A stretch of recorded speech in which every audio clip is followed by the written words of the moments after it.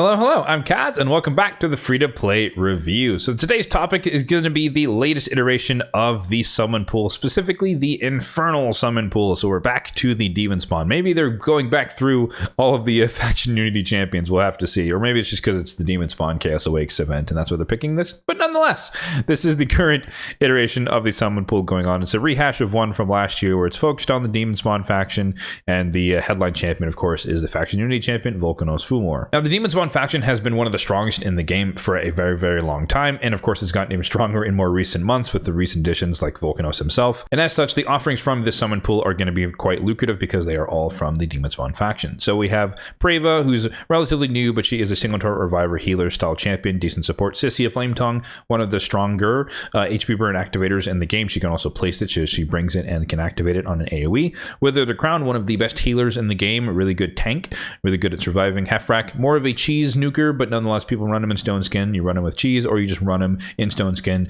Someone else dies on your team and he nukes them, which can be very, very potent. Kymar, one of the best reset champions in the game for PvE and PvP alike. Cheshire Cat, kind of a sleeper agent, but one of the strongest AoE A1s and one of the more annoying champions to deal with because of his survivability passive. Duchess, still one of the best AoE revivers in the entire game, very, very tanky as well. And then Hellcath, of course, a little bit out of the meta nowadays, but you know, Demon Lord Clan Boss, he's still useful for unkillable teams.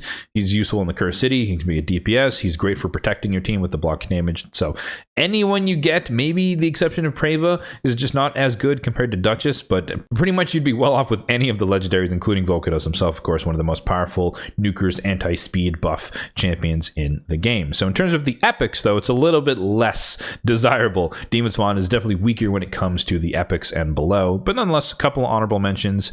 Achak the Wenderin, pretty decent for like spider progression on normal mode. He can freeze the spiderlings, great for tank and burn type strategies. Allure is the queen of single target turn meter control, which depending on your needs can be useful in normal mode. Fire Knight can be useful in Dark Fae, can be useful in Scarab King as well. You have Gorlos Helma. He's the only accessible debuffer AoE decrease defense. Obviously Sissia has it as well, but in terms of epics, he's the only one in case you don't have Sissia like myself. And then Magnar is the best epic HP based nuker in the game. Now, because this summon pool does feature a headline champion, we'd expect that it's going to cost 40 fragments per summon, and each summon has a 6% chance to get a legendary, i.e. it's effectively a sacred shard, and a 94% chance to get an epic. Now, of course, as I always like to mention, that 94% is really, really high, meaning the most likely outcome from one or multiple summons is that you are going to get an epic. So don't be alarmed if you get a string of epics and you don't get a legendary in the first few, just because the most likely outcome, 94% chance, is getting an epic. In terms of the air quotes free summon, we do have one up for grabs from the Gear Ascension tournament, which is going live, or it's been live for a day now.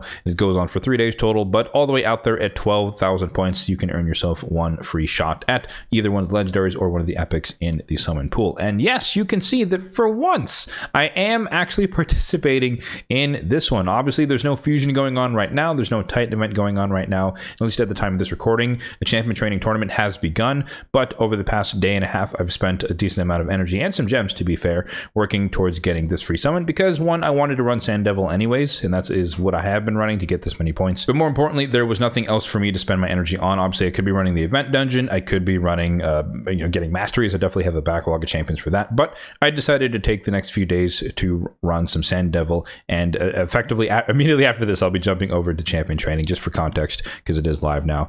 It's a pretty beefy one. It's 3 days with the top reward out at 50,000 points, which is pretty high. It's still possible for me to do, but it will definitely take a decent amount of resources to get that done as well. But I want the legendary tome, I want the mythical ore, and I like a chance, to get a legendary and or mythical relic from the fragments and whatnot. So it's worth it in the short term. But yeah, primary reason that is because I had the bandwidth, because there weren't a bunch of things competing for my resources at the time. So it just made sense for me to go for it. So I will be burning a few more gems, maybe a couple hundred more gems just to finish this out today, so I can switch immediately over to champion training. But yes, I will, and for once, be going for a summon pool, and ideally in my case I wouldn't mind getting Volcanos. I do think that's obviously the most likely outcome if you were to get a legendary. He's the most number of cards in the deck, so to speak. But I'm also still missing, I'd like a Cecile, I'd like a Duchess, I'd like a Helicath, I'd like a Cheshire Cat. So there's a lot of them that could be useful. There's a few of them that would be dupes, but Volcanos would be desirable. But mainly, again, it's just I wanted to farm Sand Devil. I had the time and bandwidth to be able to do it, and so it made sense for me to go for it. In terms of a recommendation for you guys, I think it's basically the same thing. If you don't have anything better to do at the moment, then spending your energy in the Sand Devil, assuming you can farm it semi-reliably, could be worth it. You could walk away with a brand new legendary, especially one of the harder ones to get, being a faction unity champion, or you might get an epic that you might not have already, or a duplicate of an epic who you can empower, etc. So it could still be useful no matter what.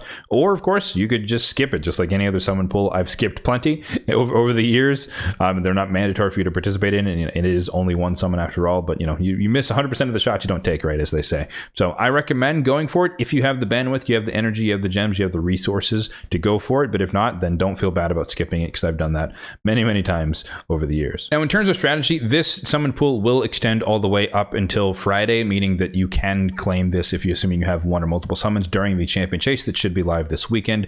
I think it's 2x Ancients. I think we should be due for that one, but we'll find out if that is the case in a few days.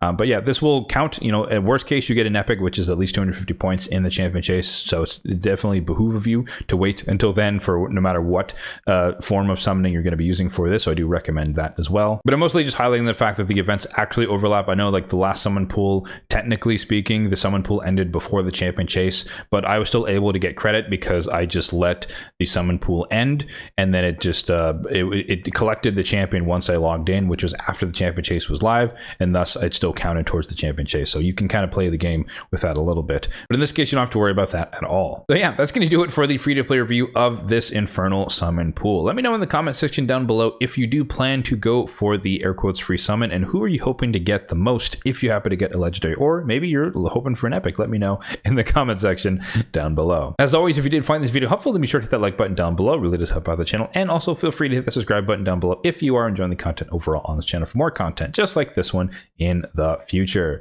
Thanks for watching, and have a good one.